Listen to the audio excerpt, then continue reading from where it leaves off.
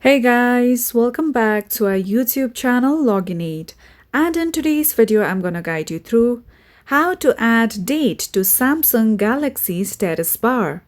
So first of all, launch Store on your Samsung Galaxy devices.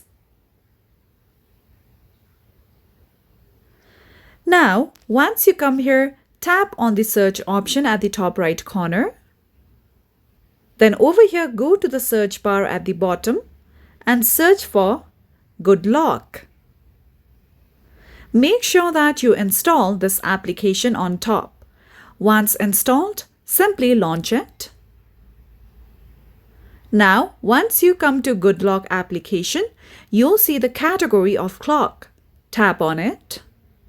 Now over here, you'll see Quick Start. You'll see a download button beside it. Tap on it. Now, once Quick Start has been installed, tap on it. Now, make sure you turn on this toggle on top. Now, over here, you'll see the option of clock settings. Tap on it.